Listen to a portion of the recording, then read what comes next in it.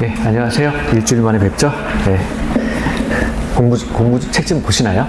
보시기 어려우시죠? 네. 이 봐도 잘 안 들어와요. 네.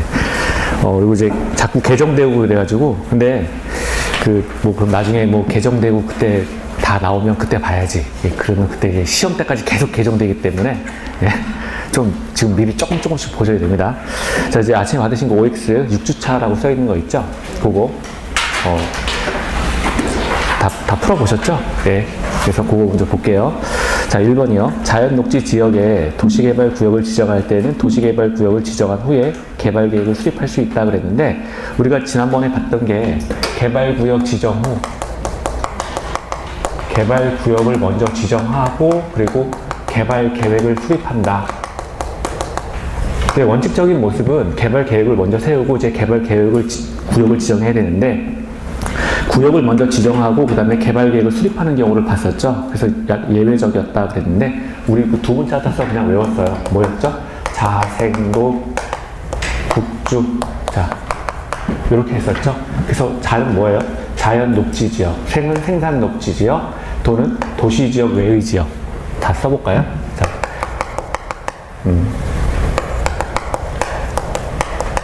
자연 녹지지역 하고요. 생산 녹지 지역하고 도시 지역 외의 지역하고요. 그리고 여기 국은 국장 지정이죠. 국장이, 국토교통부 장관이 지정한 지역. 그리고 주는 주거 지역하고 상업 지역하고 공업 지역의 면적 합계가 얼마예요? 100분의 30 이하인 지역. 그렇죠. 그래서 이런 지역에는 구역을 먼저 지정하고 그리고 개발계획을 나중에 세운다 그랬습니다. 그 주된 원인은 땅값이었죠. 땅값이 먼저 계획이 들어가면 이제 거기가 이제 투기지역으로 되니까 그걸 방지하기 위해서 구역을 먼저 지정해 놓고 나중에 도시개발 계획을 따로 세웁니다. 개발구역을 먼저 지정한 다음에 개발계획을 수립하는 것. 그래가지고 자생도 국주에서 요건 바뀐 게 아니니까 요건 이제 외우시고요. 5가지가 있다. 1번은 맞는 설명이죠. 2번이요. 지정권자는 도시개발 사업을 현지 방식으로 시행하려고 개발계획을 수립할 때 시행자가 지방자치단체, 그러니까 지방자치단체에 나오면 이건 국가라고 생각하시면 돼요.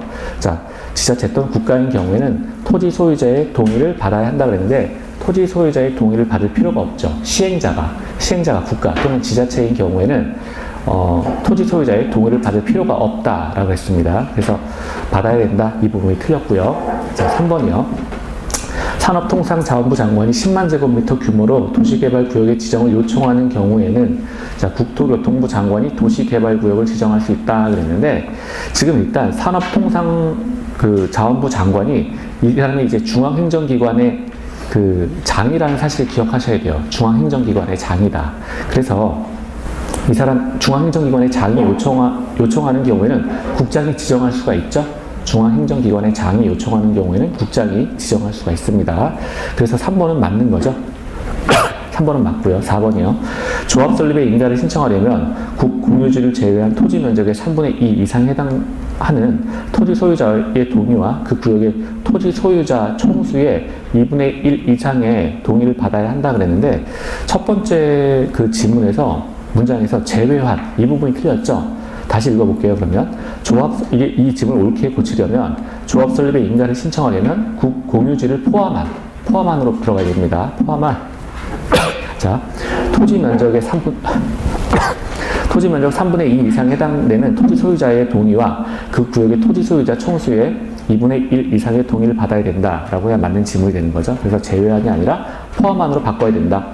그러니까 문제 이게 기출 유형을 보시면 정말 중간중간에 어떤 단어를 막 바꾸죠. 그러니까 제외를 포함으로 바꿔야 된다거나, 그 다음에 요것보다 이제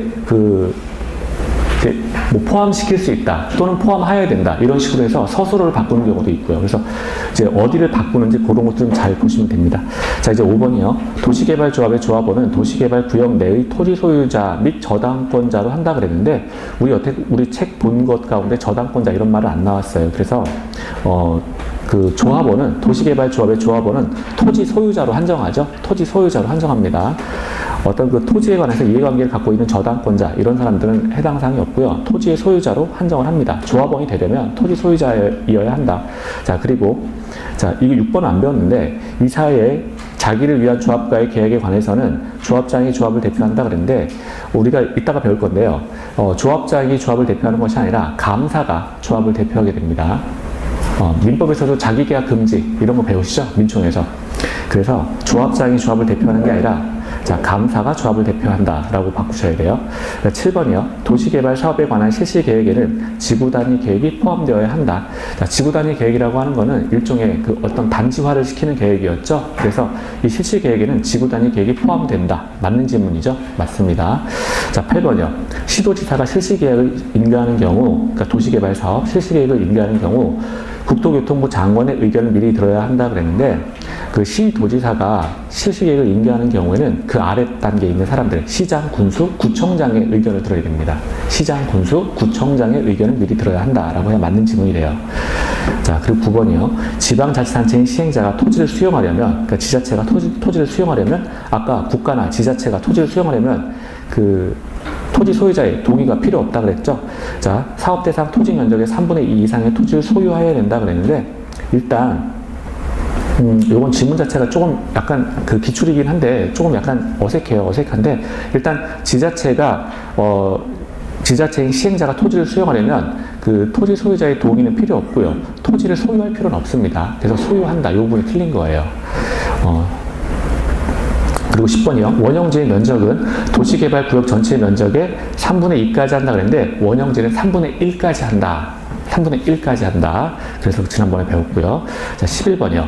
시행자는 사업 대상 토지의 소유자가 신청하거나 동의하면 해당 토지에 관한 임차권자의 동의가 없어도 그 토지의 전부 또는 일부에 대해서 환지를 정하지 않을 수 있다 그랬는데 우리가 환지 부지정을 하려면 그 토지 소유자의 신청 그리고 그 토지의 임차권을 갖고 있는 자가 있다면 임차권자의 동의가 있어야 돼요. 그래서 두 번째 줄에 임차권자의 동의가 없어도 이 부분이 틀린 거예요. 동의가 반드시 있어야 됩니다. 토지 소유자의 신청과 임차권자의 동의가 있어야 그 토지 또는 일부에 대해서 환지를 정하지 않을 수 있다. 이렇게 돼야 되는 거죠. 그래서 동의가 있어야 된다.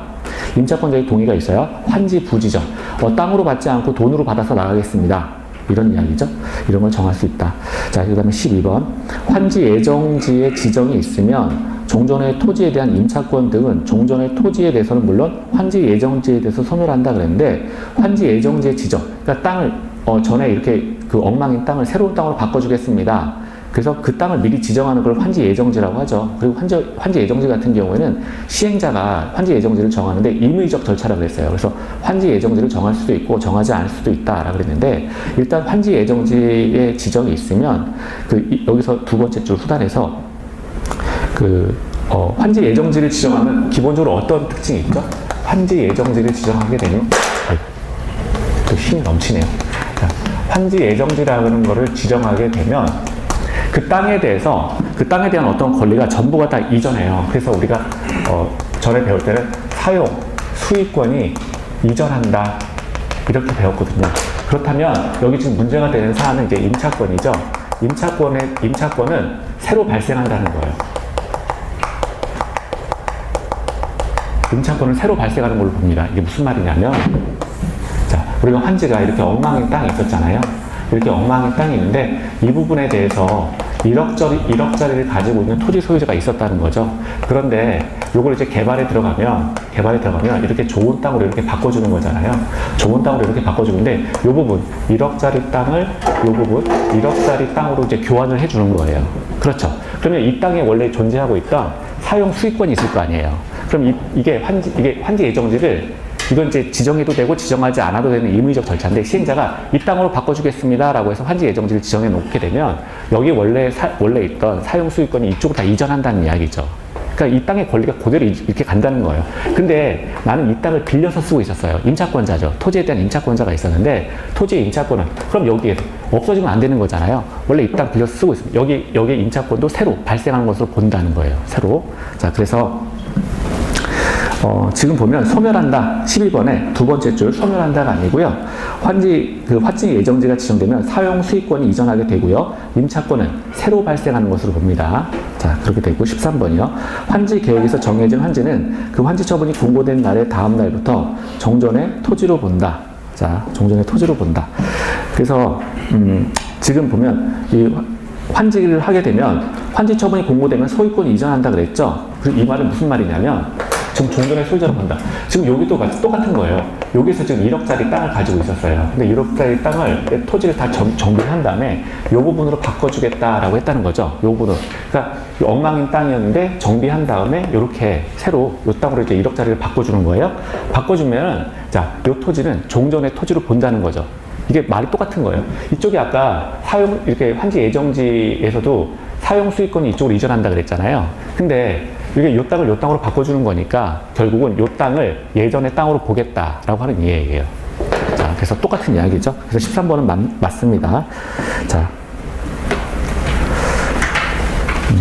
됐고요. 자, 그래서 이렇게 처음에 그 공부하실 때는 쉽지가 않아요. 쉽지가 않은데 지난 시간에 우리 그 수업을 좀 빨리 해가지고 도시개발법 이제 아직 우리 교과서를 다 안 봤는데 너무 빠릅니다 라고 해가지고 한번 조금만 너무 빠르다는 이야기를 했어. 후단부터 좀 다시 보고 좀 들어갈게요. 지난 시간에 우리 봤던 것부터 여러분 그 서브노트 갖고 오셨죠? 그 서브노트는 22페이지 먼저 보시고요. 22페이지 먼저 보도록 하죠. 22페이지 펴놓으시고요. 자, 오늘 이제 도시정비법까지 나갈 도시정비법까지 나갈 건데요. 지난 시간에 이어서 도시개발법부터 조금 보도록 할게요.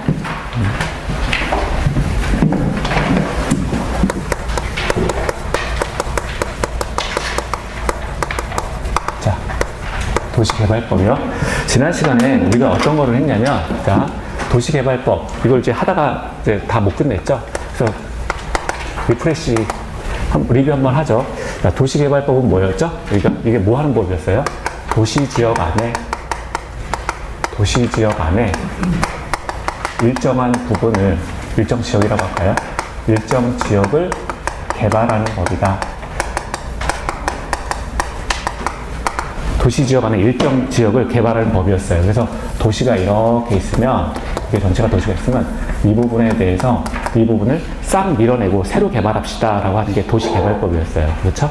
도시지역 안에 일정 지역을 개발하는 법을 도시개발법이라고 합니다. 지난 시간에 우리 어디까지 봤냐면 이제 절차를 봤어요. 절차라고 하는 건 뭐였죠? 이렇게 도시지역 안에 일정 부분을 싹 밀어내고 새롭게 개발을 하기 위해서는, 자, 개발 계획을 먼저 세우는 게 우선이었죠. 보편적으로 개발 계획이라는 걸 먼저 세우게 되고요. 그리고 개발 구역을 지정하죠. 개발 구역을 지정하게 됩니다. 아까 우리 기출문제 5X에서 나왔던 거는 개발 계획을 세우고 개발 구역을 지정하는 게 이제 나중 일인데, 그거 뒤바꿔가지고 구역 먼저 세우고 개발 계획 세우는 것이 있었는데 그게 5가지가 있었다라고 하는 이야기였죠. 개발 계획을 세우고 개발 구역을 세우게 되면, 자, 그 다음에는 사업에 들어갑니다. 사업을 시행해야 돼요. 사업을 시행해야 되죠. 사업 시행 단계로 이렇게 들어가요. 그런데 사업 시행 방식은 3가지가 있었죠. 3가지. 사업 시행 방식은 크게 3가지가 있었습니다. 첫 번째는 이제 수용이라는 방식이 있었고요. 두 번째는 뭐가 있어요? 환지라고 하는 방식이 있었어요. 그리고 세 번째는 혼용이라고 하는 방식이 있었습니다. 혼용. 네, 시험 문제, 예, 어서 오세요. 제가 굉장히 친절해요. 오시는 분은 다 인사를 드리고 싶어요. 어서 오세요.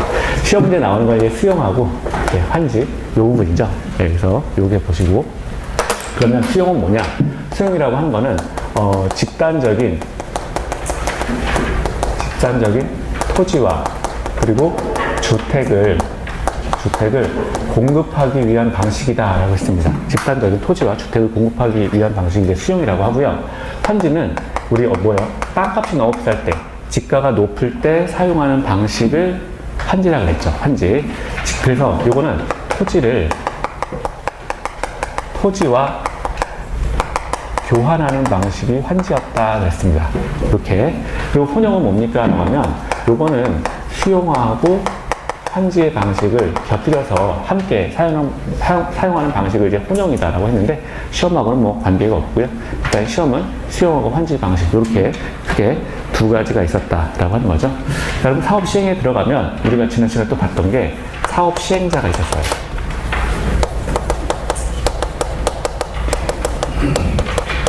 자, 사업 시행자. 사업 시행자는 크게 이렇게 두 가지로 나눌 수가 있었죠. 하나는 이제 공공, 이제 국가가 있었고요. 또 하나는 이제 민간, 이렇게 있었습니다. 그렇죠? 그러면 공공 같은 경우에는 누가 있었습니까? 공공에는 우리가 종류를 조금 기억하는 게 낫죠? 국가, 그 자체가 있을 수가 있고요. 그 다음에 지자체, 지방자치단체 등이 있었고요. 또 하나는 이제 공공이니까 공공기관이 이제 공공으로서의 어떤 사업을 시행할 수 있다. 그래서 크게, 물론 이것 말고도 굉장히 많아요. 주택공사도 들어갈 수가 있고요. 근데 민간 같은 경우에는, 그럼 민간이 이제 이 도시개발 사업을 진행한다라고 하면, 민간 같은 경우에는, 크게 우선 조합이 있죠. 조합이 있을 수가 있고요. 또 하나는, 토지 소유자가 있죠. 토지 소유자가 있고요.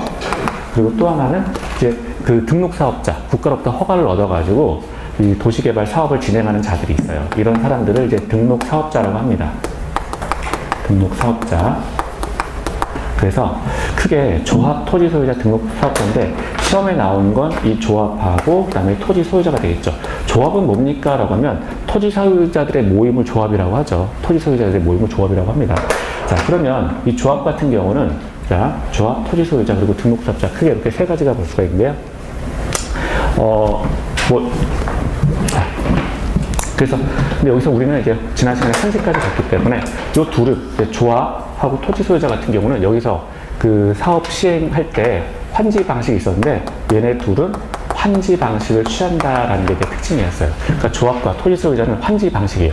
이게 당연한 게 조합은 토지 소유자들의 모임이잖아요. 그리고 토지 소유자 같은 경우는 나중에 이 사람들은 시공자를 따로 선정을 해요. 그래가지고 이제 도시개발 사업을 진행하게 되는데 이 사람들은 어쨌든 지금 이 땅에 자기가 지금 여기 만약에 A라는 사람이 있다면 A가 지금 이 지역에 지금 살고 있는데 이 지역에 대해서 이 지역을 개발해가지고 뭔가 지금 막 이 땅이 되게 이렇게 막 엉망이고 막 이런 땅인데 이걸 뭔가 개발해가지고 아주 정비가 잘 된 땅을 이렇게 준다라고 하는 거잖아요.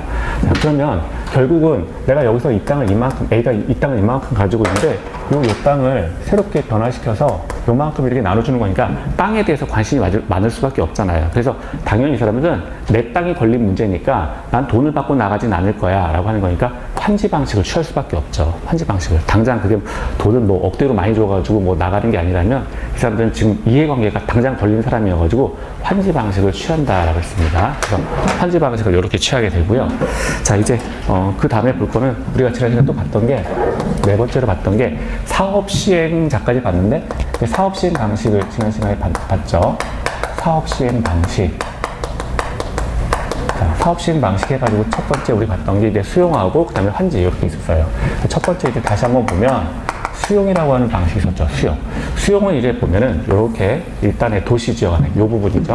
요 부분에 이제 일단의 땅이 있죠. 땅이 있는데 이 땅이 막 이렇게 지렁이, 엉망이 땅이라는 거예요. 막 이렇게 막 엉망이 땅이에요. 막 이렇게 막 혼잡한 땅인데 요 지역에 대해서 사업을 들어간다. 그러면 요 지역의 전체 땅값이 예를 들어서 10억이었다. 10억이었는데 이 지역에 대해서 이 지역을 사업을 시행해가지고 기반시설이 갖춰지고요. 그리고 기반시설에 관계해서 여러 가지 이제 다른 시설들이 건축물이나 뭐 이런 것들이 들어갈 텐데 이렇게 정비가 잘 된 땅으로 바꿔준다는 거예요. 정비가 잘 된 땅으로 바꿔서 이 땅값을 예를 들어서 30억 정도로 올릴 수가 있습니다.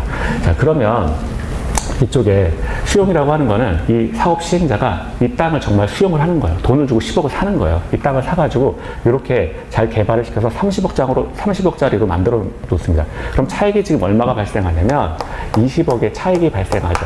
그럼 20억을 가지고 이걸 가지고 개발 비용으로 사용하겠다. 라고 하는 게 일반적인 이제 수용의 모습이에요. 일반적으로 10억짜리를 30억짜리로 만들어 놓는 거예요. 일단 수용을 하려면 지가가 낮아야 되죠. 그래야 수용을 하는 거니까 땅을 사서 이걸 이렇게 기반시설 낮춰놓고 좋은 식으로 이렇게 바꿔놓는다는 거죠. 자, 수용 방식이다. 그래서 집단적으로 이렇게 좋게 바꿔놔서 집단적으로 어떤 토지를, 일단의 토지를 이렇게 새로 공급을 하고요. 그리고 주택이나 이런 것들에 대해서 새로 공급하는 방식을 수용이라고 한다. 그래서 수용이라고 한 걸 배웠는데, 수용 관련해가지고 우리가 이제 절차를 배웠죠. 절차. 수용에 이제 절차가 있었어요. 절차. 사업을 시행하려면 일단 기본적으로 실시 계획이라는 걸 세워야 됩니다. 첫 번째, 실시 계획이라는 걸 세워야 되고요. 두 번째는 실시 계획에 대해서 정부로부터 허가권자로부터 인가를 받아야 되겠죠. 실시 계획을 수립하고요. 인가를 받습니다.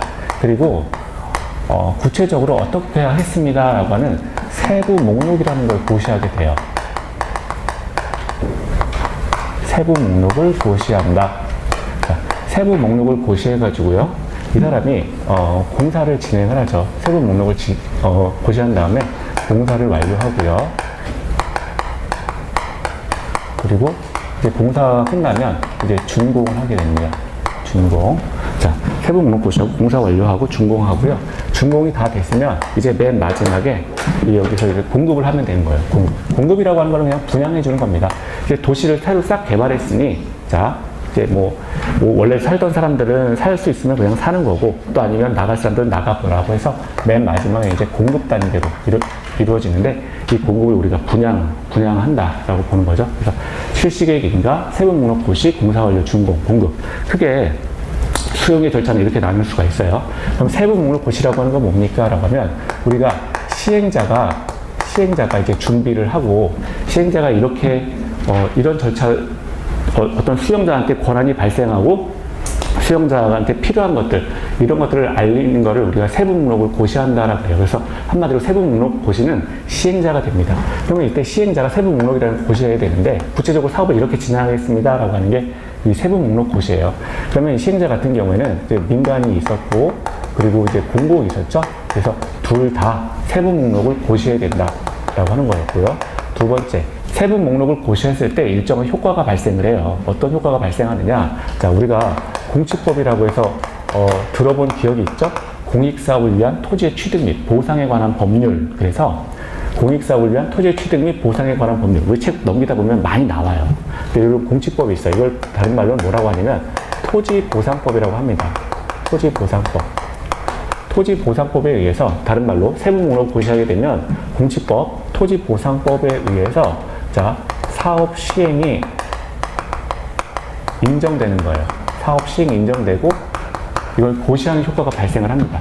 공취법에 의해서 사업 시행과 그 인정이 고시된다. 한마디로 말해가지고 이제 공취법으로서의 효력이 이제 발동하게 된다라고 하는 건데요. 이 공취법으로서의 효력이 발동하게 되면 사업 시행자가 합법적으로 남의 토지를 뺏는 게 되는 거예요. 물론 이때는 보상을 해줘야 돼요. 남의 토지를 이제 뺐더라도 보상을 해줘야 됩니다. 그래서 보상을 해주고 어쨌거나 남의 토지를 합법적으로 사업 시행자가 수용할 수 있는 법적 근거가 이제 마련됐다. 공취법이 인정된다. 공취법이 인정된다. 그래서 남의 토지를 이렇게 수용할 수 있다라고 하는 거죠. 그래서 구체적으로 이제 또 한 번 더 살펴보면요. 세부 목록이 고시됐을 때 어떤 법적 효과가 있습니까? 라고 하면 첫 번째는 이제 남의 토지를 뺏을 수 있다라고 했으니까 수용하고 그리고 사용할 수 있는 권한이 발생합니다. 남의 토지를 수용하고 사용할 수 있다라고 하는 거예요. 세부 목록을 고시함으로써 남의 토지를 수용하고 사용할 수 있다라고 하는 거예요. 물론 여기서 수용하고 사용할 때는 한 가지의 더 요건이 충족돼요. 이 세부 목록을 고시하기 위해서는 우리가 토지 소유자의 동의가 필요합니다. 토지 소유자의, 그러니까 수용과 사용을 위해서는 토지 소유자의 동의가 필요한데요. 전체 총수의 총수 얼마죠? 3분의 2 얼마예요? 여기서 이제 면적이 먼저 나오죠? 면적이 먼저 나오는데, 자, 면적 3분의 2 이상, 그리고 전체 총수 면적 3분의 2, 그리고 총수의 2분의 1 이상의 동의를 요건으로 한다. 그래서 토지 소유자의 동의가 필요하다. 면적 3분의 2 이상. 이게 나중에 가면 이제 다른 법에는 이제 총수가 먼저 나오는 게 있어요. 그래서 비교하셔서 좀 보셔야 돼요. 면적 3분의 2 이상, 그리고 총수 2분의 1 이상의 동의를 필요로 한다라고 하는 거고요. 두 번째 보면, 자, 이 세부 목록을 보셨을 때 토지 상환 채권이라는 걸 발행할 수가 있어요. 토지 상환 채권. 토지 상환 채권이라고 하는 거는 토지를 앞으로 넘겨주겠습니다라고 하는 문서입니다. 문서. 그래서 요거는 당장 현금 10억 대신, 여기 10억을 무조건 주는 게 아니라, 그러니까 돈 대신 일정한 금액, 돈 대신 토지로 대신 준다는 문서예요. 이 문서를 사업 시행자가 발행할 수가 있어요. 그런데 그냥 막 발행하는 게 아니라 이 지정권자가 있죠. 이 도시개발 사업을 할 수 있다라고 해서 지정한 자가 있는데, 지정권자의 승인을 필요로 합니다. 지정권자의 승인을 필요로 하고요. 그리고 또 하나는 이 사업 시행자가, 지정권자의 승인을 필요로 하고요. 이 사업 시행자가 지금 민간이라면, 민간 사업자라면 이 자는 토지 상환 채권을 발행하기 위해서 지급 보증도 필요하다는 거예요. 지급 보증이 필요하다. 지급 보증과 함께 여기 위에 지정권자의 승인을 필요로 한다. 자, 이런 것들이 있고요. 그리고 토지 상환 채권을 그러면 무조건 다 발행하느냐? 아니에요. 토지 소유자 가운데 원하는 자를 대상으로만 토지 상환 채권을 발행해서 줄 수가 있습니다. 그래서 원하는 자를 대상으로 해서 자, 지금 토지 상환 채권을 발행한다. 원하는 자를 대상으로 토지 상환 채권을 이제 발행한다라고 하는 것이고요. 토지 상환 채권을 발행할 때는, 자, 분양될 것에, 자, 여기서 이렇게 분양해서 줘야 되는데, 결국 분양해서 줘야 되는데, 분양될 것에 2분의 1을 초과해서는 안 된다. 자, 이런 단서가 몇 가지 달라붙어요. 그래서 5가지의 단서가 있다. 5가지의 단서가 있다. 좀 보셔야 돼요. 토지 상환 채권.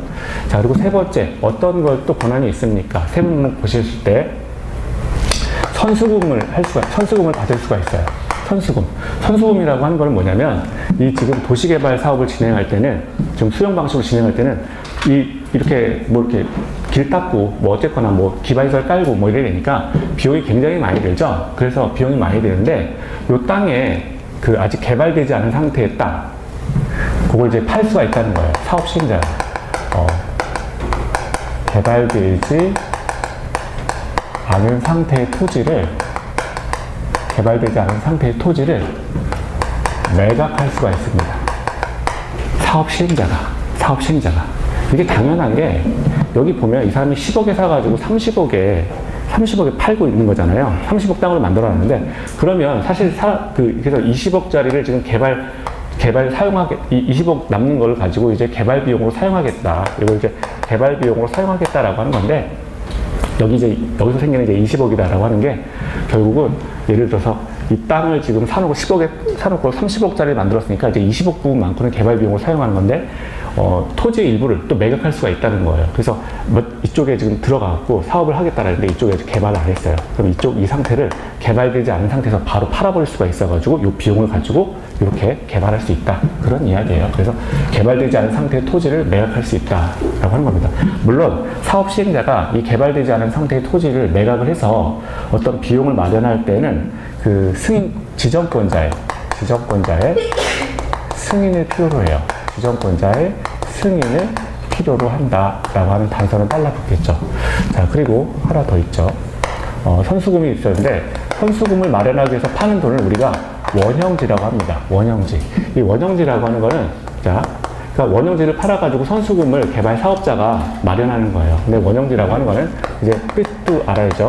개발되지 않은 상태의 토지를 말하는 거예요. 개발되지 않은 상태의 토지를 원형지라고 한다. 그래서 원형지를 이제 사업 시행자가 매각할 수 있다. 그래서 이걸 팔아가지고 선수금을 받을 수가 있는데, 이 원형지를 매각할 때도 지정권자의 승인을 필요로 하죠. 지정권자의 승인을 반드시 필요로 한다. 그리고 원형지를 매각할 때, 그러면 저 땅을 다 팔 수가 있느냐? 아니고요. 3분의 1의 범위 내에서 전체, 오늘 이제 기출문제가 이러했죠. 자, 전체 면적 가운데 3분의 1의 범위 내에서 원형지로 매각할 수가 있다. 자, 그 다음에, 자, 그리고, 이주대책이라는 걸 세워야 돼요. 이주대책. 사업 시행자가 세우는 겁니다. 이주대책은 사업 시행자가 지금 사업 시행으로 인해서 생활 근거를 상실한 저 지역에 나가야 되니까 있던 사람들이 그래서 생활 근거를 상실한 자. 자, 사업 시행자가 생활 근거를 상실한 자를 위해 지금 이주 대책을 마련해야 돼요. 어떤 이 사람들이 나가서 어떻게 살아야 될지 이거에 대해서 이주 대책을 마련해야 되고요. 자, 그리고 이제 공급 대책도 세워야 됩니다. 공급 대책. 이 공급 대책이라고 하는 건 한마디로 말해서 분양을 말하는 거죠. 분양 대책도 세워야 돼요. 공사 완료해가지고 이제 깨끗하게 도시를 깨끗하게 이제 다 마련했어요. 그러면 기반시설 새로 깔고 도로 새로 놓고 건축물 새로 이렇게 번듯하게 들어오고 뭐 이랬으면 이제 공급 대책을 세워야 되는데 이 공급 대책은 우리가 처음에 봤던 여기 실시 계획이라는 게 있죠. 그래서 이거하고 맞아야 된다는 거예요. 그러니까 실시 계획에 부합해야 된다. 실시 계획에 일단 부합해야 된다라고 하는 것이고요. 또 실시 계획에 부합하고 또 어떤 조건이 있나요? 실시 계획에 부합하고 보통은 이제 조건은 아니지만 경쟁 입찰의 방식으로 저 지역이 깨끗해졌으니까 이제 들어오려고 하는 사람들이 많을 거예요. 분양 받으려고 하는 사람들. 그럼 이자들에게 공정하게 이제 경쟁 입찰의 방식으로 이제 분양할 수 있다. 뭐 예외적으로 우리가 지난 시간에 이제 추첨이라는 걸 봤잖아요. 그래서 예외적으로 추첨 방식에 의해서 추첨 방식으로도 공급 대책을 세울 수 있다. 그래서 우리가 이렇게 지난 시간에 봤었죠. 지난 시간에 봤는데 요거 이제 외우기 세부 목록 고시와 관련해가지고 어떤 항목들이 나오나 그걸 좀 기억하셔야 돼요. 수용, 사용, 본원 발생, 토지사관 채권, 선수금, 원형지, 이주대책, 공급대책 이렇게 봤는데요. 두 문자 따서 외우세요. 그래서 수토, 자 그리고 선원이공 그냥 의미는 없어요. 자, 수요일하고 토요일에는 선원이라는 사람이 공부한다. 그냥 그렇게 공부하세요. 수토에는 선원이가 공부한다. 이게 세부 목록 고시와 관련해가지고 나온 겁니다. 세부 목록 고시. 그래서 지난 시간에 너무 빨리 해가지고 한 번 조금 더 본 거예요. 22페이지 잠깐 보실까요? 자, 지금 여기 22페이지 상단에 사업 시행이다 나온 거는 이제 도시개발법에서 도시개발 사업을 진행을 할 때 수용 방식에 의한 사업 진행이 나온 거죠. 그래서 그 위에 착수, 공사원료, 준공, 공급 요거를 이제 줄여서 그냥 간략하게 쓴 거고요. 이제 좀 느렸으면 실시계획인가 세목록 고시, 공사원료, 준공, 공급 이렇게 됩니다. 자, 그리고 이제 민간 사업 시행자 볼게요. 자, 민간 사업 시행자 같은 경우는 일단 그 수용에 대한 동의를 받아야 되는데 요걸 우리가 수용 사용권을 설정한다. 뭐 이렇게 표현할 수가 있고요. 토지 면적 3분의 2 이상을 소유하고 면적이 먼저 나왔어요. 면적 3분의 2 그리고 토지 소유자 총수 2분의 1 이상의 동의를 받아라. 자, 똑같죠? 민간 사업 시행자의 경우에는. 자, 그리고 수용, 사용이 되는 토지의 세부 목록을 고시한 경우에는 거기 옆에 고시한 경우 이렇게 그냥 자, 고시한 경우 사업 인정 고시가 의제된다. 여기서 말하는 사업 인정 고시라고 하는 말은 자, 이거죠. 공치법에 의한 사업 인정 고시를 말합니다. 공익사업을 위한 토지의 취득 및 보상에 관한 법률. 자, 이것이 인정되고 고시된 것으로 본다라고 하는 거예요. 그래서 거기 그 민간사업자 2번에서 수용, 사용이 되는 토지의 세부 목록을 고시한 경우 사업 인정, 고시가 의제된다라고 하는 것은 그냥 당연히 도시개발 사업이 인정, 고시가 되는 건데요.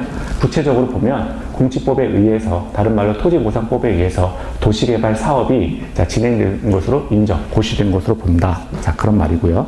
자, 그리고 세 번째, 시행자는 이때 지금 세부 목록을 고시함으로써 토지를 수용하고 사용할 수 있다. 그리고 재결 신청이라는 말이 나왔는데, 재결 신청이라고 하는 거는 어떤 예를 들어서 여기서 지금 보상의 문제가 발생하잖아요. 보상의 문제가 있어요. 보상. 그러니까 토지에 대해서 지금 새롭게 이제 개발을 이제 좋은 땅으로 바꿔주는 게 이제 지금 우리가 땅을 바꿔주는 환지 방식인데, 여기는 지금 수용하는 거니까 지금 여기에 원래 살고 있던 사람들이 나가야 된단 말이에요.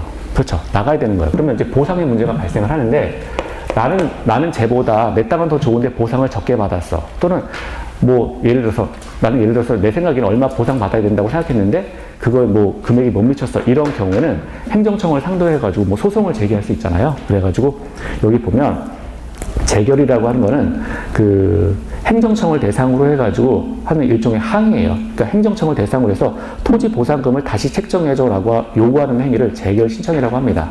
행정청을 대상으로 토지 보상금을 다시 책정해줘 라고 요구하는 것들을 재결 신청이라고 해요. 자, 그래서 이거는 보상을 받고 나가는 문제가 발생하니까 재결이 이제 발생을 하게 되고요. 그리고 사업기간 종료일까지 신청할 수 있다. 이 지금 수용으로 인한 도시개발 사업기간 종료일까지 재결 신청을 행정청을 대상으로 진행할 수 있다. 그러니까 우리가 행정청 내부의 문제를 해결하는 거를 재결이라고 해요. 재결. 그리고 이것 말고 소송도 따로 있습니다. 법원으로 가는 거. 그러니까 그 소송이라고 하는 거는 국민의 권리이기 때문에 우리가 먼저 행정청에 이의를 제기하고 그 다음에 그게 보통을 안 받아들여지면 소송으로 가죠. 근데 사실은 소송을 먼저 해도 상관은 없어요. 편하신 대로 그냥 하면 되는 거고요. 일단 행정청을 대상으로 해서 보상금 더 줘라고 요구하는 거를 재결 신청이라고 한다. 자, 그렇게 보시면 돼요. 자, 이제 세부 목록 고시에서 세부 목록 고시 안에 이제 들어가는 내용, 그리고 세부 목록을 고시했을 때 어떤 효력이 발생하나 이제 밑에 나온 거죠. 첫 번째, 토지 상환 채권이 이제 등장을 하게 되고요. 세부 목록을 고시함으로써 토지 상환 채권을 사업 시행자가 발행할 수 있다라고 하는 것이고, 두 번째, 이주대책을 또 세워야 됩니다. 세부 목록을 고시하기 위해서는 이주대책을 또 세워야 돼요. 그래서 이거는 도시개발 사업의 시행에 따라서 생활근거 상실자를 위해서 사업 시행자가 이주대책을 함께 마련한다. 그리고 세 번째, 이제 우리 봤던 대로 선수금이라는 게 등장을 했죠. 이제 선수금, 그러니까 개발되지 않은 상태의 토지를 이제 매각함으로써 어떤 사업 비용을 마련하겠다라고 하는 게 이제 선수금이었는데, 그때 팔리는 토지를 원형지다라고 했어요. 자, 밑에 보면 지정권자의 승인을 요건으로 한다라고 하는 거였고요. 시행자는 조성 토지와 원형지를 공급받거나 이용하려는 자로부터 대금의 전부 또는 일부를 미리 받을 수 있다. 자, 이게 선수금입니다. 자, 그리고 토지 상환 채권 한 번 더 나왔죠. 자, 구체적으로 보면 토지 상환 채권 안에 어떤 것이 있냐. 자, 토지 상환 채권 거기 보면 발행 규모부터 볼까요? 일단 채권의 내용이 일단 그거였죠. 돈을 받는 게 아니라 토지 또는 건축물로 준다라고 하는 게 이제 토지 상환 채권이에요. 근데 이걸 이제 수의계약 형태로 할 수 있다는 겁니다. 수의계약. 그래서 토지 소유자가 원하는 경우죠. 매수 대금의 일부에 대해서 토지나 또는 건축물로 대신 주겠습니다라고 하는 게 지금 우리가 수용하는 거니까, 수용이라고 하는 건 돈 주고 쫓아내는 거잖아요. 나가라 라고 하는 건데, 이자들에게 돈 대신에 건물 일부를 줄 수 있다, 토지 일부를 줄 수 있다 라고 하는 게 토지 상환 채권이에요. 그래서 그걸 문서로 이제 주는 게 상환 채권입니다. 그래서 발행 규모를 보면 앞으로 이제 내주어야 될 토지, 사업 시행자가 원래 있던 토지 소유자에게 내주어야 될 토지가 상환할 분양 토지, 그리고 분양할 건축물의 2분의 1을 초과해서는 안 된다. 자, 내줄 게 전체 2분의 1을 초과해서는 안 된다. 그리고 발행을 보면 국가든 모든 시행자, 그러니까 민간 시행자를 포함하는 거죠. 민간 시행자도 마찬가지로 토지 상환 채권을 발행할 수 있다. 그래서 OX에서 또 많이 나오는, 기출에 나오는 게 민간 사업 시행자는 토지 상환 채권을 발행할 수 없다면 당연히 틀린 거예요. 민간 사업 시행자건 공공 사업 시행자건 당연히 토지 상환 채권을 발행할 수가 있습니다. 다만 민간이 발행할 때는 밑에 지급 보증을 받으라 라고 하는 거예요. 민간은 믿을 수가 없잖아요. 그러니까 지급 보증 받으라. 그래서 발행하라 라고 하는 것이고요.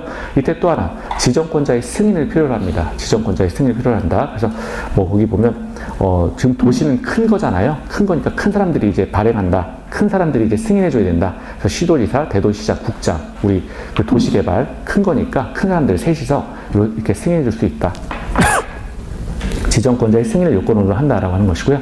발행 방법, 자, 도시상환 채권 같은 경우는 기명식이라는 거예요. 그래서 이제 민간이 됐건 공공이 됐건 다 지금 토지 상환 채권을 발행해 줄 수가 있는데, 그 채권 자체, 그러니까 예를 들어서 여기 살고 있던 갑돌이한테 나중에 현금 10억 대신에 이 땅, 여기 있는 땅 얼만큼을 주겠다라고 하는 게 이제 토지 상환 채권인데, 이걸 발행할 때는 갑돌이를 대상으로 해서 토지 상환 채권을 발행한다라고 하니까 이름이 들어가 있죠. 그러니까 기명식이라고 하는 거예요. 기명식.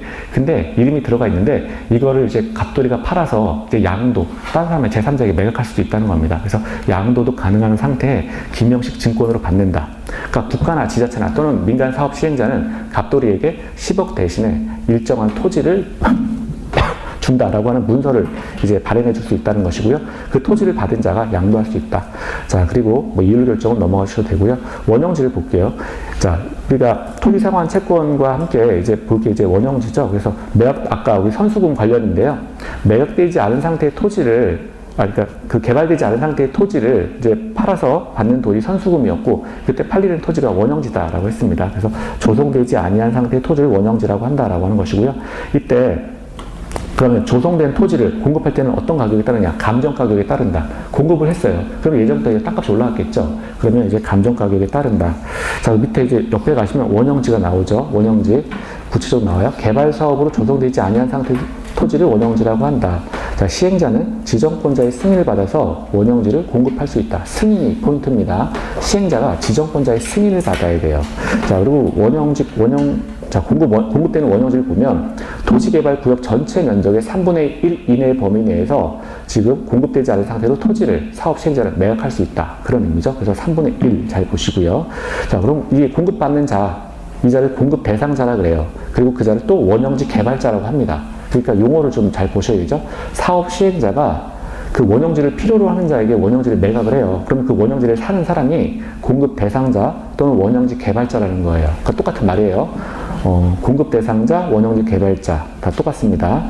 원형지를 사는 사람, 국가, 지자체, 공공기관, 지방공사, 그리고 어떤 공모에 선정된 자, 학교, 공장으로 사용하고자 하는 자, 자, 이런 자들을 원형지 개발자 또는 공급 대상자가 될 수 있다라고 했고요. 자, 특이한 게 정부 출연기관은 해당이 안 된다. 자, 그 X가 나왔죠? 그거 보시고요. 그리고 매각 제한을 보면 원형지 개발자, 원형지를 필요로 해서 원형지를 산 자들, 위에 나온 자들, 뭐 국가, 지자체, 공공기관, 지방공사, 뭐 그다음에 학교, 공장으로 사용하고자 하는 자.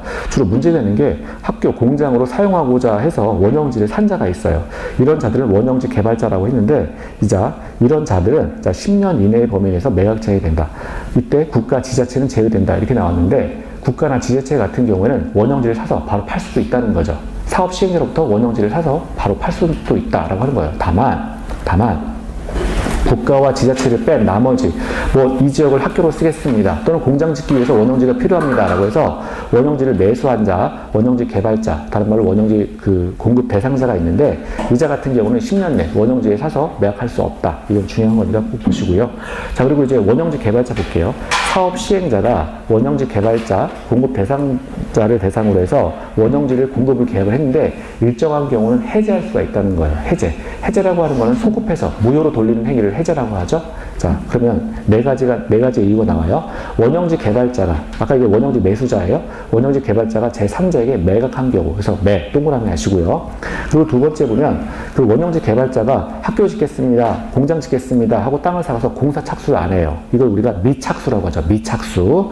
자, 그리고 거기서 미 하나 동그라미 하시고요. 그리고 사업 시행을 지연했어요. 동그라미 하시고요. 1년 안에, 2년 안에 학교 짓겠습니다라고 하고 안 한다는 거예요. 지연한 경우. 그 네 번째, 공급 계약 내용 위반. 그 밖에 디테일하게 어떤 공급 계약을 당사자끼리 이제 체결할 수가 있는데 그런 것들에 대해서 위반한 경우. 그래서 우리가 합치면 매미지위가 되는 거예요. 이런 경우에는 원형지 공급 계약 자체를 해제할 수 있다라고 하는 거죠. 해제. 그래서 지금 해제권자가 누구예요? 지금 사업 시행자죠. 사업 시행자가 원형지 개발자를 대상으로 해서 공급 계약을 해제할 수 있다. 매미지위. 자, 외우시고요. 그러면 토지의 공급이 들어가요. 자, 시행자는 조성 토지 공급 계획을 지정권자에게 제출을 하여야 된다. 이때 승인은 필요 없다. 시행자가 어떤 이렇게 조성하겠습니다 라고 하는 공급 계획을 지정권자에게 제출하는데 이때 승인 필요 없다는 것이고요. 시행자는 실시계획에 따라서 그냥 공급을 해주면 됩니다. 자, 이렇게 토지 공급을 하는데 이게 분양이라 그랬죠. 그래서 경쟁 입찰의 방식에 따라서 지금 토지를 예쁘게 잘 만들어 놨으니까 이런 것들에 대해서 경쟁 입찰의 방식으로 이제 진행을 한다. 그리고 거기 이제 오타가 있다 그랬어요. 예외는 수의계획 컴마 찍고 추천 방식. 자, 그래서 원래는 경쟁 입찰의 방식으로 다 분양에 들어간다라고 하는 건데 수의계약이나 또는 추천 방식으로 이제 토지를 공급할 수도 있다라고 하는 것이고요. 밑에 330제곱미터 단독주택 용지, 그리고 2번에 국민주택 규모 이하 주택건설 용지, 3번째 공공택지, 4번째 공장 용지. 그래서 요 네 가지를 묶어줘서 요 네 가지는 뭘로 한다고요? 추첨의 방식으로 분양한다. 그래서 여기 네 가지를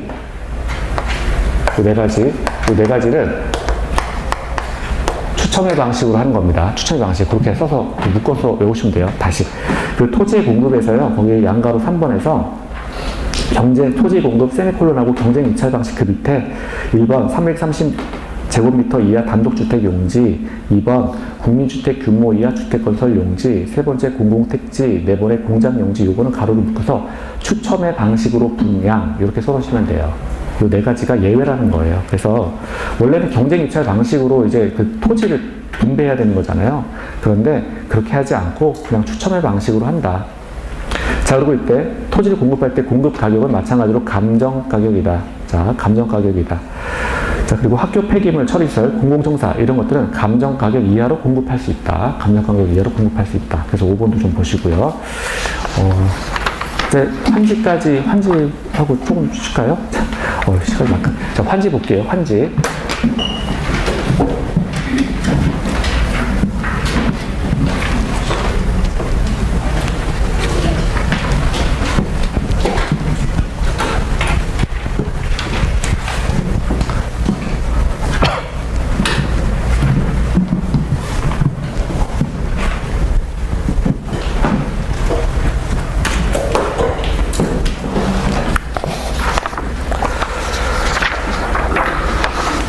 아까 우리 환지 잠깐 했었죠? 환지. 사업 시행 방식 두 번째가 이제 환지예요. 환지는 어떤 방식이었죠? 환지는 첫 번째, 지가가 높을 때 땅값이 너무 비싼 거예요. 그럴 때 수용이 안 되는 거예요. 사업 시행자가 돈이 있어야 이제 그 토지를 수용을 해가지고 개발시켜 버리는데 지가가 너무 비싸니까 수용이 안 되는 겁니다. 그렇게 되면 이제 환지 방식으로 넘어가요. 지가가 높을 때 사용하는 방식이었다. 자, 그리고요, 이거는 토지로 교환하는 방식이었죠. 토지로 교환해주는 방식을 우리가 환지라고 한다. 자, 예를 들어서 여기 또 땅이 있어요. 일단의 땅. 요 지역, 요 부분이 해당되겠죠. 이게 막 거지 같은 땅이 이렇게 있다는 거예요. 막. 거지 같은 땅이라도 좀 있었으면 좋겠어요. 자, 그래서 여기 일단은 그냥, 자, 내 땅 아니니까 거지 같은 땅이라고 할게요. 거지 같은 땅이 이렇게 있다는 거죠. 근데 이 땅 자체가 지가가 높아서 이게 50억짜리라는 거예요. 50억짜리인데 이걸 사업 시행자가 들어가가지고 개발을 시켜버립니다. 그래서 개발을 하는데 이 땅에 이제 도로를 잘 놓고, 그리고 뭐 공원도 만들고, 뭐 이렇게 해요. 기반시설, 도로나 공원 이런 것들은 기반시설이었죠? 기반시설 이런 것들을 다 설치를 해요. 자, 이래서 땅값을 이제 100억짜리를 만들었다는 거예요. 100억이 됐어요. 그러면 사업 시행자 같은 경우에는 어떻게 이걸 진행하느냐? 지금 아까 요 부분에 이 땅을 가진 A라고 하는 사람이 있는데, 이 A가 갖고 있는 토지가 1억짜리라는 거예요. 그러면 1억을 이 사람 걸 이제 수용을 하는 게 아니라 이제 요걸 들어가서 개발을 시켜주면 이렇게 좋게 만들어 놓은 다음에 보통은 제자리 환지, 그러니까 같은 위치를 고려를 해서 주는 거죠. 땅을 넘겨주는 건데, 이 부분에 대해서 이제 여기 1억짜리로 이제 만들어준 1억짜리가 발생을 했으면 여기 원래 1억짜리를 요 땅으로 이제 교환해 주는 겁니다. 교환. 그래서 이렇게 교환을 해준다. 땅으로 교환해 주는 방식을 우리가 환지라고 하죠. 그런데 이게 볼게요. 보통은 어떤 문제가 발생하느냐? 이제 1억짜리를 1억짜리로, 자, 1억짜리 토지를 1억짜리의 토지로 바꿔주는 거예요. 그러면 지금 제가 1억짜리를 1억짜리를 바꿔준다라고 했으니까, 우리가 환지 방식은 크게 면적식 하고요. 그리고, 평가식이라는 게 있죠. 면적식과 평가식. 이렇게 두 가지로 나눌 수가 있는데, 면적을 기준으로 하는 건 아니죠. 당연히. 그렇죠? 1억짜리 땅을 그냥 1억짜리를 바꿔주는 거예요. 그래서 면적식을 따지는 게 아니라 평가식의 방식으로 이루어진다라고 하는 것이고요. 또 하나는 이 사람 같은 경우에는, 지금 사업 개발자 같은 경우는 1억짜리를 1억짜리로 바꿔주면 돼요. 그러면 어떤 문제가 발생을 하죠? 소위 말해서 이걸 만약에 땅을 그냥 보기 편하게 보면, 이게 전체가 이제 100억짜리 땅이었는데, 요거를 갖다가 50억짜리니까 50부분, 그러니까 전체는 100억이니까 이 절반의 값어치가 이제 50억일 거 아니에요. 그렇죠. 50억의 땅만 나눠주면 되는 거예요. 그럼 나머지 이게 50억이 남는단 말이에요. 그럼 결과적으로 이 남는 부분, 이 50억을 갖다가 이 사업 시행자가 이제 파는 거예요. 팔아가지고 사업 비용을 만들 수가 있다는 거예요. 50억은 넘겨주는 거고, 원래 땅 주인한테 나머지 50억이 남았으니 이걸 가지고 제3자한테 매각을 해가지고 여기 사업시행할 때, 도시개발 사업 시행할 때 매각 비용을 쓴다는 거죠. 이때 팔리는 땅을 뭐라고 하느냐? 자, 채비지 또는 보류지라고 하는 거죠. 채비지 또는 보류지라고 해요. 채비지라고 하는 건 뭐냐면, 이때 정말 막 팔리는 땅, 이런 땅을 채비지라고 하고요. 보류지라고 하는 거는 우리가 사업을 시행하면서 도로를 이렇게 좀 크게 놓고, 그 다음에 여기 뭐 공원도 하나 이렇게 들어가야 되고, 뭐 이런 것들이죠. 근데 그러면 이제 이 마을 살아야 되니까 여기 마을회관 이런 것들이 필요하단 말이에요. 공공기관 이런 것들이 필요하죠. 그래서 마을회관을 짓기 위해 남겨두는 땅을 보류지라고 해요. 그래서 채비지하고 보류지가 환지 방식에서 등장을 하게 됩니다. 또 하나는 일단 보세요. 1억짜리 땅을 1억짜리 땅으로 교환해 준다라고 그랬는데, 이게 같은 가치로 이제 넘겨주는 거잖아요. 넘겨주는 건데, 기존에 엉망이었던 어떤 지역을 이렇게 도로를 넓히고, 그 다음에 뭐 공원도 건설하고 막 이렇게 돼요. 그렇다 보면, 지금 땅 자체가 좁아질 수밖에 없다는 거예요. 원래 똑같은 지역에서 도로를 넓혀야 되니 자기가 갖고 있는 땅이 좁아질 수밖에 없죠. 그래서 원래 내가 이 지역에 100평의 땅을 갖고 있었다 라고 하면 실제 1억짜리 땅을 1억짜리를 받는다고 했을 때 그때 처음에는 1억짜리가 100평이었는데 이때 실제 받을 때는 50평이나 또는 40평 정도만을 받아요. 그래도 이 사람은 해가 없어요. 왜냐하면 1억짜리 그냥 1억짜리를 받은 거예요. 그래서 실제로 땅이 줄어드는 거죠. 땅이 줄어드는 이유는 도로가 들어가야 되고 공원도 들어가야 되니까 내 땅의 일부분을 내놓는다는 거예요. 하지만 가치는 차이가 없다. 그래서 실제로 100평짜리를 내놓고 받을 때는 50평이나 40평 정도를 받는데 이런 것들을 우리가 간보율이라고 합니다. 간보율. 그래서 책 보시다가 간보율이라는 게 나오면 뭐냐? 자, 고민하지 마시고 간보율이라고 하는 거는 원래 내가 받을 땅에서 이제 줄어드는 부분, 그걸 우리가 간보율이라고 해요. 실질적으로는 한 60% 정도 간보가 된다고 합니다. 그 사업 시행할 때 실질적으로 한 60% 정도 간보가 된대요. 그래서 100평짜리면 실제 받으면 40평 정도 받는다라고 보시면 돼요. 근데 가치는 상관이 없죠. 가치는. 자, 그래서 이게 환지 방식이다라고 하는 거였고요. 절차를 볼게요. 절차는 이것도 마찬가지로 도시개발 사업이기 때문에 실시 계획이라는 걸 먼저 세워요. 그리고 실시 계획에 따라서 인가라는 걸 받습니다. 정부로부터 이제 인가라는 걸 받고요. 실시 계획 인가 그렇게 받고요. 환지 계획을 또 따로 세우죠. 환지 계획. 그리고 환지 계획 자체에 대해서 따로 또 인가를 받아요. 환지 계획 인가를 받습니다. 자, 그리고 환지 계획에 따라서 이제 공사가 진행되는 거죠. 그래서 공사 완료가 되고요. 공사 완료되면 이제 준공검사를 또 받아야 돼요. 준공검사를 또 받게 됩니다. 그러면 이제 준공검사까지 끝나게 되면 마찬가지로 이것도 처분을 해야 되겠죠. 그래서 환지 처분이라는 걸 하게 되고요. 환지 처분이 끝나게 되면 환지 처분 그 다음에 마지막으로 이제 소유권을 넘겨주면 되는 거죠. 하나, 둘, 8개가 필요한데. 8개 맞죠? 자, 환지 처분해서 그 다음에 이제 등기. 자, 요런 순서대로 해가지고 크게 8개의 단계를 거치게 됩니다. 실시계획 인가, 환지계획 인가, 그리고 공사완료 준공, 환지처분 등기 해가지고 총 8개의 절차가 필요하다. 우리가 이제 이거 관련해가지고 시험에 나오는 거는 환지계획하고요. 그리고 환지처분. 요게 이제 가장 많이 시험에 나오죠. 자, 그러면 이제 살펴볼게요. 환지계획부터 한번 보죠. 환지계획. 환지 계획한다. 환지 계획한다. 땅을 땅으로 바꿔주겠다라고 하는 거니까 환지 계획은 크게 3가지가 있다는 거예요. 첫 번째는 땅으로 주기. 땅으로 주기가 있고요. 두 번째는 이제 돈으로 주기. 그리고 세 번째는 집으로 주기. 이렇게 해가지고 환지 계획은 크게 3가지가 있습니다. 땅으로 준다. 자, 원래 여기 어떤 거지 같은 땅을 갖고 있었는데 이걸 그냥 땅으로 주겠다라고 하는 거죠. 그래서 땅으로 주는 거는 보통은 제자리 환지죠. 제자리 환지. 다른 말로 제자리 환지를 적응 환지라고 합니다. 제자리 환지. 이것도 이제 용어가 좀 낯설어서 그런 건데 몇 번 하시다 보면 돼요. 보통은 같은 위치에, 같은 면적을 받기를 원하죠. 그래서 제자리 환지, 적응 환지라고 합니다. 자, 그리고 두 번째는 원래 내가 받아야 될 땅보다 더 많이 받는 경우가 있어요. 이거를 우리가 증환지라고 해요. 증환지. 증가했다는 거죠. 원래 받아야 될 땅보다 조금 더 증가한 겁니다. 이런 경우를 증환지라고 해요. 그러면 증환지 같은 경우는 나는 원래 땅을 예를 들어서 한 50평을 받아야 되는데 80평 정도를 받았다는 거예요. 그러면 그냥 받고서 땡 하면 안 돼요. 이거 나중에 청산해줘야 된다. 금액으로 다시 사업시행자한테 돌려줘야 돼요. 그래서 이 증환지의 경우에는 청산금이 발생하게 됩니다. 청산해줘야 돼요. 나머지 내가 받을 거 이외에 더 받게 되면 그거 뱉어내야 됩니다. 그래서 청산금이 발생하게 되고요. 세 번째는 땅으로 주는 거에서 감환지라고 하는 부분이 발생하죠. 감환지라고 하는 거는 내가 받아야 될 땅보다 나 적게 받았다는 거예요. 적게 받았으니까 이거 어떻게 돼요? 난 돈으로 받아야 되겠죠. 그래서 이런 경우에는 청산금을 발생하는데 청산금 받기가 되겠죠. 청산금을 받아야 됩니다. 청산금을 받아야 된다.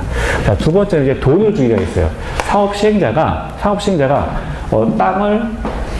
땅으로 주는 게 아니라 땅을 받고서 돈으로 주고 그냥 내보내는 거예요. 내보내. 자, 돈을 주는 경우가 있는데 어떤 경우가 있습니까? 자, 돈을 주는 경우는 환지 부지정이라고 하는 거죠.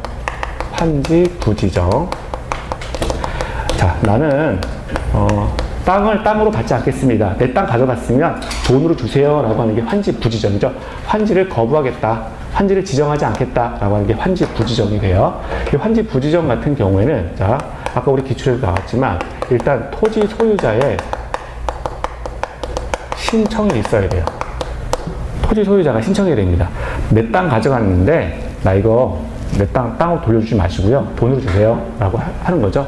토지 소유자의 신청이 있어야 돼요. 이때 이 토지를 빌려서 사용하고 있던 자, 임차권자가 있다면, 자, 임차인의 동의를 필요로 한다라고 하는 거예요. 아까 우리가 이게 기출문제에 나왔던 거잖아요. OX, 임차인의 동의를 필요로 한다라고 하는 거예요. 환지 부지정. 또는 직권으로 환지를 해주지 않겠다라고 해서 직권으로 환지 부지정을 할 수도 있어요. 직권으로. 그래서 직권으로, 자, 직권 지정이죠. 직권 지정에 의해서, 직권으로 인해서 환지를 부지정할 수도 있습니다. 어떤 경우에요? 과소토지. 토지가 너무 적어요. 과소토지. 과소토지의 경우에는 직권으로 부지정할 수도 있습니다. 예를 들어서 여기에 한 10평이나 20평 정도 이렇게 알박기 하고 있다는 거예요. 이런 경우라면 그냥 이 사업 개발하면서 환지하게 되면서 돈 주고 그냥 내보낼 수 있다는 겁니다. 그래서 직권으로 사업 시행자가 지정해 볼 수도 있다. 과소토지의 경우에. 자, 그리고 집으로 주는 것도 있어요. 집으로 주고. 땅으로 받고 건물로, 자, 건물로 주는 겁니다. 이런 걸 우리가 뭐라고 하냐면 입체환지라고 하죠. 입체환지. 자, 입체환지라고 한다. 그래서 용어 자체를 조금만 보시면 돼요. 자, 두 번째는 이제 우리 볼 게 환지 처분이에요. 환지 처분. 환지 계획을 봤고요. 두 번째는 이제 환지 처분이 있습니다. 환지 처분. 자, 환지 처분이라고 하는 거는 우리가 여기 이제 환지 처분 앞에 첫 번째 준공이 있었죠. 그래서 준공 감사 후 60일 이내에 환지 처분 공고를 해야 돼요. 자, 환지 처분 공고다. 땅 찾아가세요. 땅 소유권 바뀝니다. 라고 하는 게 환지 처분 공고예요. 그래서 준공 공사한 다음에 60일 이내에 환지 처분 공고를 해야 돼요. 환지 처분 공고를 했을 때 어떤 효과가 발생하느냐? 자, 어떤 효과가 발생하느냐? 환지 계획으로 이제 그 책정된 토지가 있었죠. 그래서 환지가 계획된 토지의 경우에는 환지 처분 공고일 다음 날이죠. 환지 처분 공고일 다음 날 소유권 이전해요. 환지처분 공고일 다음날 소유권 이전한다. 한마디로 말해서 환지처분 공고일이다. 환지처분 공고일이다라고 하면, 자, 이날 환지처분 공고일이고 그 다음날 소유권이 바뀐다는 거예요. 그래서 이거죠. 이 땅을 이 땅으로 바꿔줄게요 라고 했고 몇 년, 몇 월, 며칠, 자, 환지처분 공고가 떴어요. 이날, 자, 환지처분 공고 몇 년, 몇 월, 며칠 날 환지처분 합니다 라고 해서 환지처분 공고일이 딱 뜨게 되면 원래, 그러니까 요 땅을 이제 이게 제자리 환지면 문제가 없어요. 그러니까 이 땅이 원래 소유권이 A였고, 앞으로 이 땅의 소유권도 A입니다. 라고 해서 환지 처분 공고일 다음날 이제 소유권이 이전한다. 라고 하는 거예요. 근데 이런 경우도 있죠. 원래는 얘가 여기에 땅을 갖고 있었는데, 위치가 경지 정리 이렇게 하면서 이쪽으로 바뀔 수도 있다는 거예요. 이렇게 바뀔 수도 있다. 이렇게 바뀔 수도 있는데, 이런 경우는 이제 조금 문제가 돼요. 좀 이따 보고요. 자, 환지 처분 공고일 다음날 소유권이 이전한다 라고 하는 것이고요. 두 번째, 거기 채비지 또 보류지가 등장한다 그랬는데, 채비지와 보류지의 경우에도 똑같습니다. 환지 처분 공고일 다음날 소유권이 이전한다. 그러니까 다음날이 가장 중요한 거죠. 환지 처분 공고 그 다음날 소유권이 이전한다 라고 하는 것이고, 세 번째 보면 환지를 부지정한 토지가 있어요. 땅으로 안 받을 거예요. 돈 주세요 라고 하는 땅. 환지 부지정 토지의 경우에는 환지 처분 공고가 끝난 때, 자, 어떤 일이 발생할까요? 환지 처분 공고가 끝나는 때 이 땅에 존재하고 있던 권리가 다 소멸해요. 이 땅에 존재하고 있던. 왜냐하면 소유권이 이제 바뀌는 거니까 원래는 땅을 땅으로 받으면은 뭐 문제가 권리가 이전하거나 뭐 이렇게 될 텐데 환지를 부지정합니다. 돈으로 받아서 나가겠습니다라고 하니까 그 환지 처분 공고가 끝나는 때 그 땅에 존재하고 있던 어떤 권리, 일단의 권리가 있다면 그 권리는 전부 소멸한다. 이렇게 되겠죠? 소멸한다라고 하는 것이고요. 그리고 이 환지 처분을 하게 되면 세 번째, 청산금이 발생을 하게 돼요. 청산금. 아까 우리 봤는데 거기서 예를 들어서 뭐 이런 거죠. 증환지 더 받으면은 뱉어내야 돼요. 그리고 감환지를 받게 된 경우에는 오직 청산금을 받아야 되겠죠. 청산금이 발생한다라고 하는 게 있고요. 또 하나의 경우에는 그리고 여기 토지를 빌려서 환지 처분하는데 요 땅에 대해서 임차권이 설정된 경우가 있다는 거예요. 임차권자가 이렇게 요 땅을 빌려서 쓰는 자, 이제 임차권자가 되는 거죠. 임차권자가 이렇게 있었는데 요 땅이 요 땅으로 바뀌게 돼요. 그러면 이 자는 어떻게 될 거냐? 만약에 환지 계획에 의해서 이 땅을 더 이상 요 땅을 바뀌었는데 요 땅을 더 이상 사용하지 못한다라고 하면 종전 계약에 대해서 계약의 해제를 요구하거나 원래 땅 주인하고 해제를 요구하거나 아니면 새로 계약을 하거나 라고 할 수 있죠. 그래서 임차권자 같은 경우에는 60일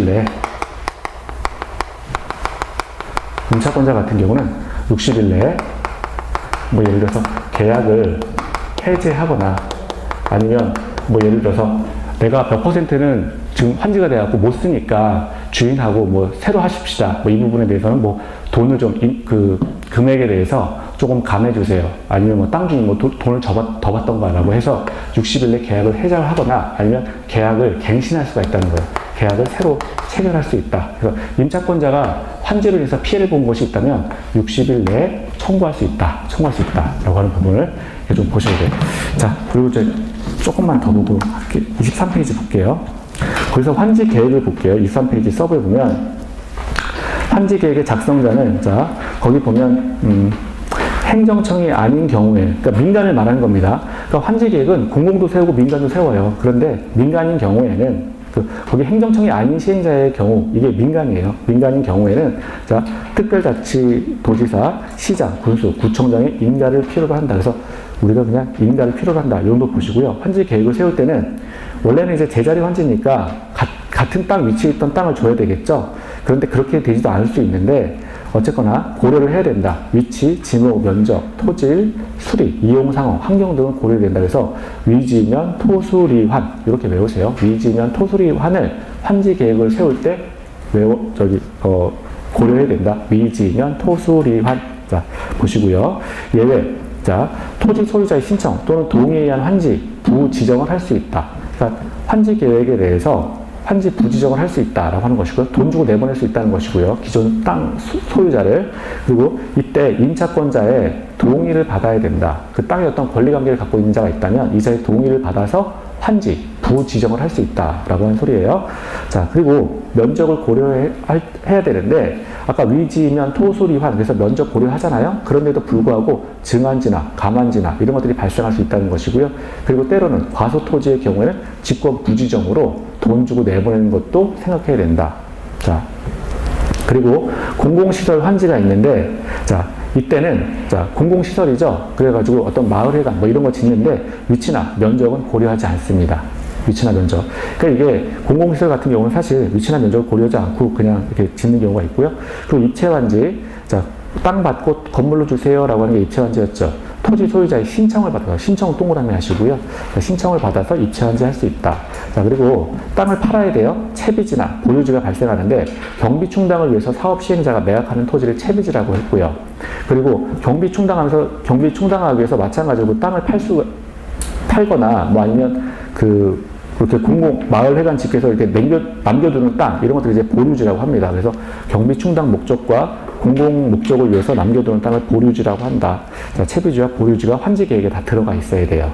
자, 그리고 환지 계획의 내용을 보면 이제 구체적인 계획이니까 설계도가 필요하죠. 그리고 환지 명세, 누구한테 누구의 땅을 나눠줄까.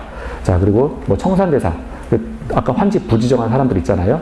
누구한테 돈 얼마 줘야 되지? 뭐 이런 것들. 그 다음에 채비지 보류지의 명세, 그리고 입체환지, 땅 주고 건물로 받기를 원하는 자, 이런 사람들의 명세가 다 필요하다.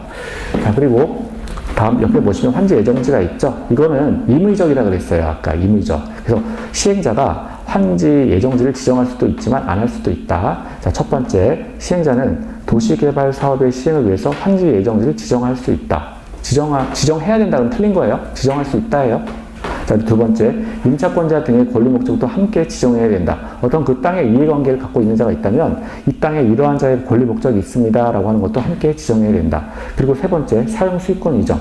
자, 이건 아까 환지 예정지 지정의 효과라 그랬죠. 그래서 이 땅을 개발시킨 다음에 이 땅으로 바꿔주겠습니다 라고 했을 때 이 땅에 있는 권리, 이런 것들이 권리 목적 이런 것들이 다 이 땅으로 이전한다라고 했었죠. 그래서 환지 예정지 지정의 효과가 사용, 수익권의 이전이에요. 자, 그러면 종전 토지에서 환지 예정지를 이전한다라고 했어요. 이게 위치가 바뀔 수 있다 그랬죠. 요거는 제자리 환지의 경우예요. 그래서 같은 땅으로 이전해서 문제가 없는데, 예를 들어서 여기는 위치가 중간 왼쪽에 있었는데 이쪽은 중간 오른쪽으로 만약에 이전했다. 이렇게 이전했다. 이런 경우에도 이 땅에 존재하는 사용 수익권이 환지 예정지 지정의 경우에도 마찬가지로 다 이쪽으로 이전한다라고 하는 거예요. 이전한다. 자, 그러면, 자, 밑에요. 4번이 이제 문제가 되는 거죠. 종전 토지의 사용 금지 이렇게 있는데, 환지 예정지 종전의 소유자가 종전 토지를 사용할 수 없다는 거예요. 무슨 말이냐면, 지금 얘는 여기서 얘 땅 갖고 있다가 같은 위치로 갔으니까 전혀 문제가 없는데, 여기는 이쪽에 위치가 여기 있다가 환지 예정지를 이쪽으로 잡아놓으면 위치가 지금 바뀌어버린 거잖아요. 이런 경우에, 자, 원래는 이쪽에 위치하다가 지금 위치가 이쪽에 있다가 사실은 그러니까 이 부분으로 바뀌어버린 거잖아요. 이렇게. 땅이 개발되면서. 환지 예정지가 이쪽에 있다가 이쪽으로 바뀌었다라고 하면, 자, 지금 종전 사용자가 지금 4번 같은 경우는 종전 토지의 사용 금지인데, 이걸 말하는 거예요. 이거. 종전 토지.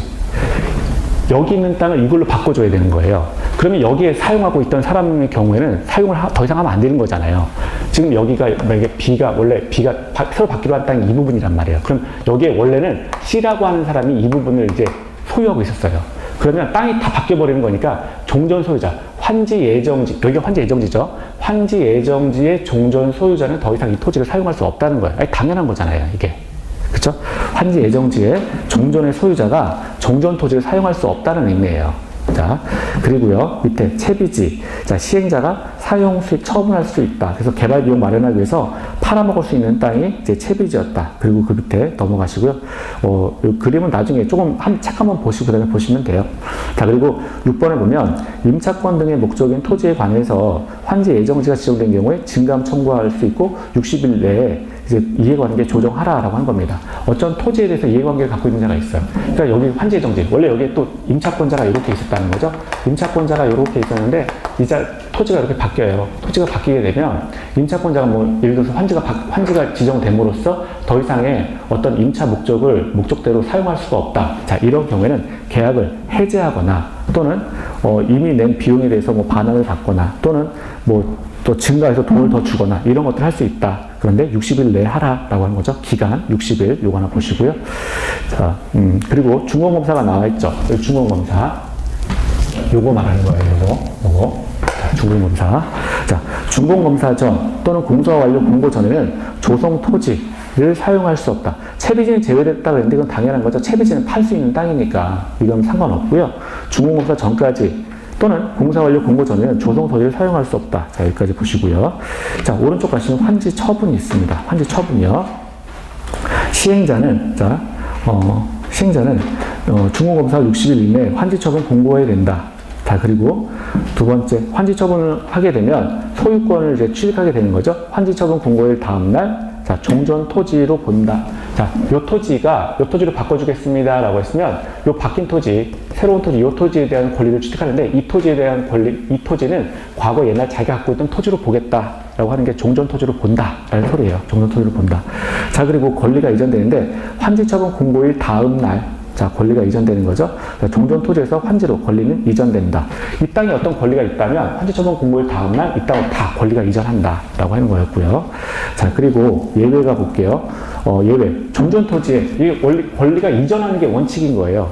이 땅에 어떤 권리가 존재했다면 환지 예정지가 여기 잡혀 있으면 여기 있던 권리가 다 이쪽으로 이전한다. 이게 원칙인 거죠. 근데 예외적으로 이 땅에 권리가 그냥 남아있는 경우가 있다는 거죠. 남아있는 경우. 그래서 거기 보시면, 자, 행정상, 재판상의 처분, 어떤 그 땅에 대해서 과거에 행정상 또는 재판상의 어떤 처분행위를 받은 적이 있어요. 그러면 이것도 그냥 이전하지 않는다는 거죠. 이전하지 않는다. 그냥 과거 그 땅이 그대로 남아있다는 거고요. 그리고 지역권이라는 게 있죠. 남의 토지를 이용하기 위해서 토지를 이렇게 일시적으로 토지를 사용할 수 있는 권리를 지역권이라고 하는데, 여러분 민법에서 배우셨으니까. 자, 그 지역권 같은 경우도 그대로 남아있다. 그러니까 과거 토지에 그대로 남아있는 거예요. 그 두 가지 외워야 되겠죠? 재판상 처분, 또 하나는 지역권. 이 경우에는 과거 토지에 그대로 남아있다. 그리고 다섯 번째 보면 종전 토지의 권리 소멸. 자, 공고일이 끝날 때 종전 토지의 권리가 소멸한다 그랬는데, 요거는 환지 부지정한 경우가 되겠죠? 환지를 부지정했어요. 일단 팔고 나갈 거예요. 이럴 때 종전 토지에 남아있던 어떤 권리는 소멸이 됩니다. 공고일이 끝나는데. 그리고 여섯 번째 보니까 입체환지 있죠. 아까 땅 주고 건물로 받는 겁니다. 건축물의 일부와 토지의 공유집은 다음 날에 취득한다. 그래서 다음날 이렇게 입체환지 마찬가지로 취득한다라고 하는 것이고요. 채비지 마찬가지로 환지처분 공고일 다음날 시행자가 취득한다. 채비지는 이제 시행자가 땅을 팔아서 땅을 팔 수 있는 건데, 환지처분 공고가 난 다음에 이제 그 시행자가 채비지에 대해서도 소유권 취득할 수 있다. 보류지요. 이 보류지를 체크하시고요. 환지 계획에서 정한 자가 환지처분 공고일 다음날 그 소유권을 취득하는 겁니다. 보류지. 그러니까 보류지는 마을회관 집구에서 남겨둔 땅인데, 거기가 이제 마을이 새로 생기면서 이 마을회관의 소유권을 누구로 할 거냐? 환지 계획에서 정한다는 거예요. 근데 그 환지 계획에서 정한 날, 다음 날에 보류지에 관한 소유권을 취득한다. 자, 그리고 이제 등기를 해야 되겠죠? 자, 환지에 대한 등기를 하게 됩니다. 자, 그리고요, 오른쪽에 가시면 청산금이 나오고요. 청산금은 환지 처분할 때 일단 청산금이 발생한다. 다만, 환지를 정하지 아니한 토지는 환지 처분 전에 교부할 수 있다. 그래서 환지 부지정의 경우에는 미리 돈 주고 내버릴 수 있다. 그런 이야기고요. 두 번째, 청산금은 환지 처분 공고일 다음 날에 확정된다. 당연한 거예요. 환지 처분 공고일 다음 날 소유권이 완전히 이전되잖아요.